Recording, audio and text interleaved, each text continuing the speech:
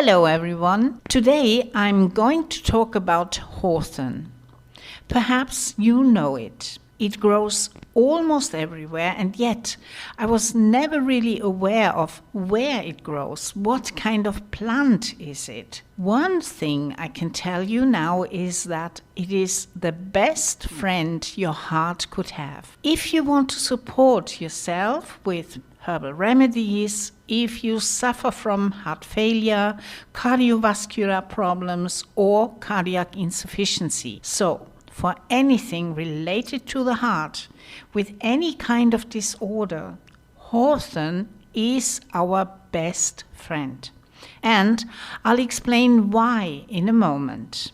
Yes, perhaps you know it from your daily walk. First, I'll show you a bird that loves it also very much. I painted a picture of hawthorn branches in the frost recently during the cold weather with a beautiful waxwing. This bird is in northern Germany, northern Europe, a rare guest. To be precise, a rare winter guest. It stands as a symbol of perseverance and resilience. So I recently saw a very beautiful, harmonious picture on Instagram, a photo of a waxwing fluttering over hawthorn branches. It was such a beautiful moment. It was by Jukka Risiko, Finnish photographer, and I thought, wow, I'm going to paint that. So this is the waxwing. I'll go a little closer, and yes, frosty hawthorn. I'll go a little closer, and yes, I will raffle the painting off to one of you viewers, and you're also welcome to download it as a free PDF.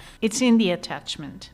So it's really at home in the north, in northern Russia, in northern Canada. I'm not too sure about Alaska, but it is widespread.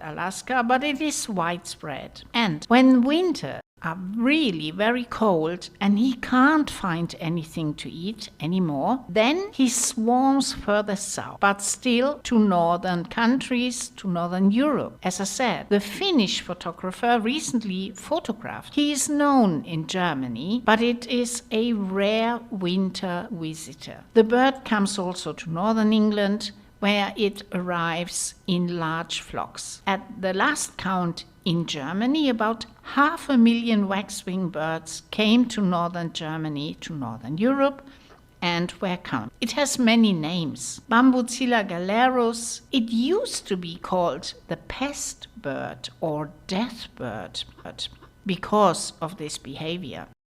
It also came during famines, when it was really bitterly cold. Then it came to us from the north and ate even the last berries from some trees and branches, any apples that might still be hanging dried up on the tree. So that was food for the waxwing. Yes, it is associated with plague outbreaks and famine. This comes still from the Middle Ages. It is actually a dark meaning that does not justify it. Yes, in Germany, they thought it came from Bohemia or from the Bohemian lands. The waxwing is called because it has very light red dots on its wings. It looks like a small wax pot, hence waxwing. It loves fruit, berries, and especially hawthorn. The hawthorn is a hedge plant, a protective plant. You can also grow it in your garden. It serves as a boundary marker and also as a symbol of the heart. And the thorns indicate that hawthorn is a rose plant. It is a plant for sensitive hearts. It can be found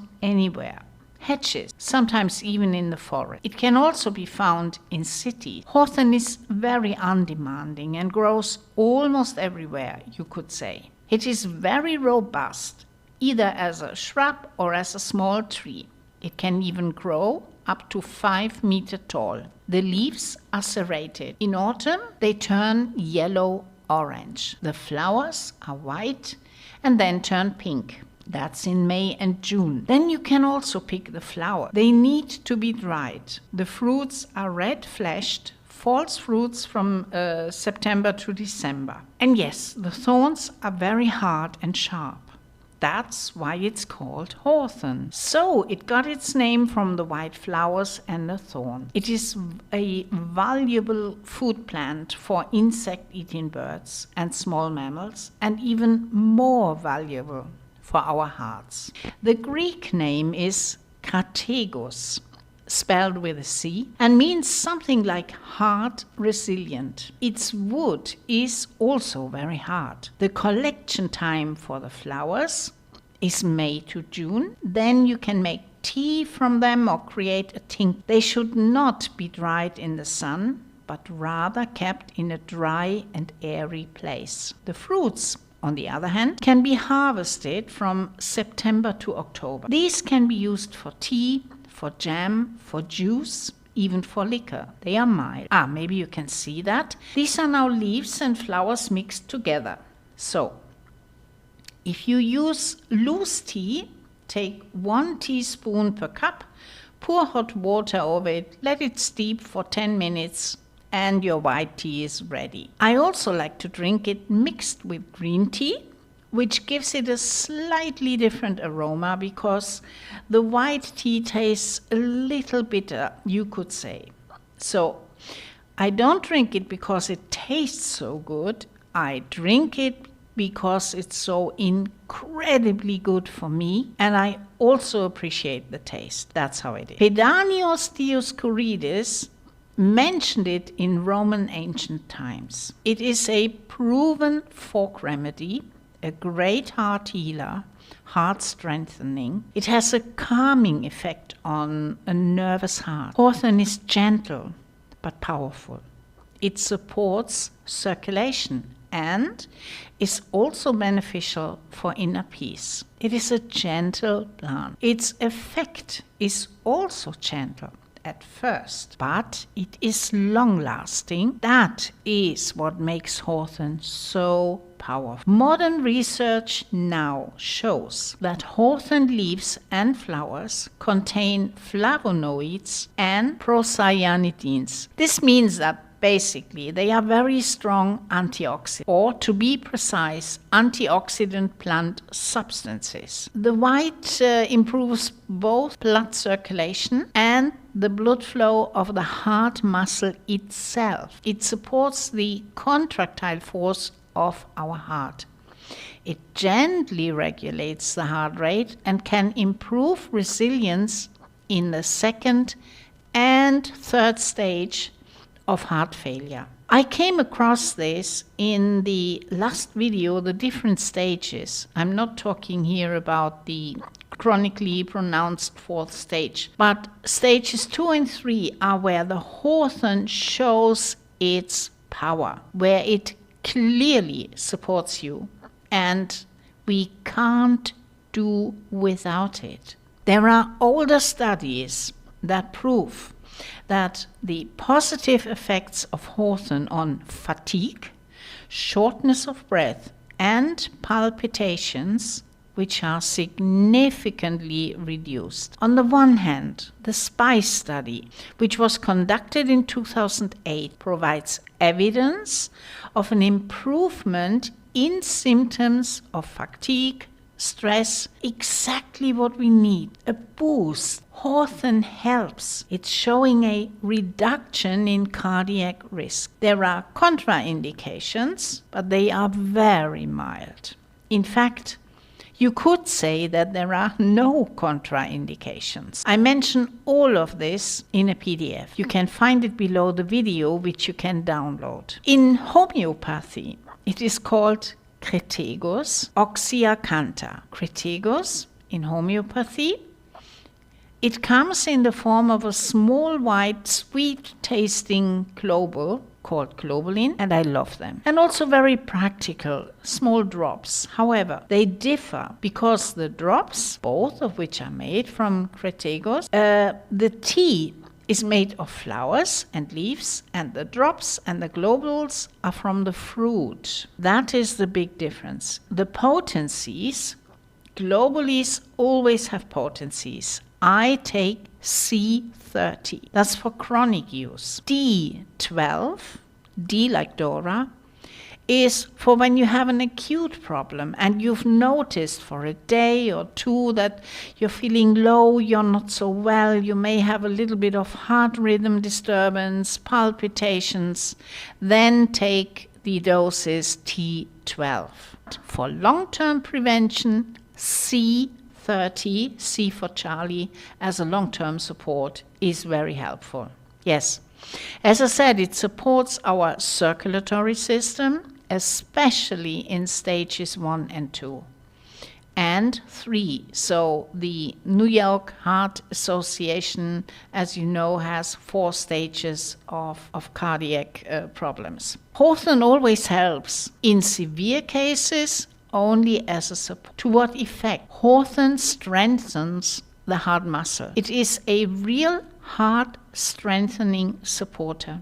It improves coronary blood flow even in the smallest vessels. It has an anti-arrhythmic effect. Yes. So if someone says, I have arrhythmia, heart rhythm disorder, Hawthorn calms your heart. It has an antioxidant effect, thus increasing oxygen availability in the cells is increased and it becomes slightly vasodilated. So it is a fantastic remedy which with virtually no side effects. Take a look at the PDF. There are essentially 2 studies. One is the Cochrane study, Cochrane Review, and that's the assessment of the 2008 study. 1,100 patients were tested in 14 studies. They generally had stage 1 or 1/3 of the group was in stage 3. A significant benefit was observed in those heart patients. Even the exercise capacity was increased. Shortness of breath decreased. Fatigue decreased.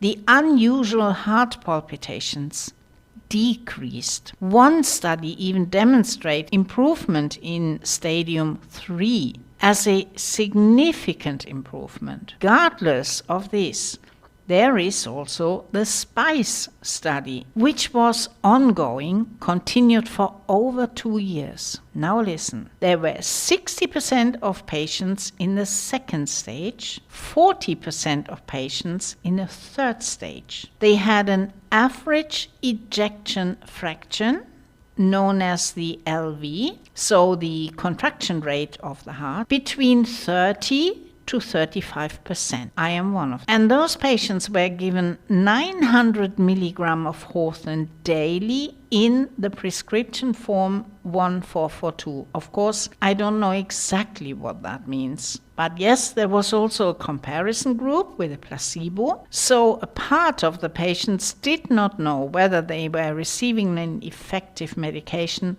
or not. But 1/3 of the patients received definitely a placebo. So most of the time placebo are small sugar solutions. I am finding the results of this study phenomenal. The overall mortality of the group, so that is to say the overall mortality rate, the sudden cardiac death in heart failure, which is so greatly underestimated, which is a real issue, especially from the 3rd stage onwards. Yes, overall mortality of the group was reduced by 21.9%. This means that Hawthorn prolongs life. Cardiac mortality was reduced by 20%. And sudden cardiac death, hold on tight, I'm so moved, reduced by 39.7%. 40% fewer patients died of sudden cardiac death when they used a relatively high dose of Hawthorn. Dear people, that is incredible. It particularly affects patients with moderate impairment. So, as I mentioned, stage 2 and 3. The heart's pumping function improves significantly. Yes. Another result is a reduction in diastolic blood pressure, as well as a reduction in anxiety. For many, this is an issue. At the beginning, it was also an issue for me after I had a pacemaker implant with a defibrillator function. I think we all freak out about that. If this defibrillator function suddenly fails, you have to lay down. And this thing explodes in your heart, so to speak. Not literally, of course, but it certainly feels like that. That's crazy. I wouldn't want to experience that. So far, thankfully, this hasn't happened to me. So the anxiety through Hawthorn is reduced. Of course, you're afraid of events like that, events when you know your heart is weakened. That also has an impact on your soul, that's obvious. But we can also do a lot. And that's the other side. And Hawthorn is like your sword. It is so well tolerated. Side effects are very rare. Very, very rare. It works slowly, but it works steadily. And, as I said, it significantly supports our heart. I hope this motivates you to get to know Hawthorn and to try it out. So, dear friends, that's it for today. I hope you enjoyed the video about Hawthorn. Take it. There's nothing more to say about it. It's your greatest friend. Thank you for your attention and stay tuned. There's more interesting content to come. See you soon. Bye.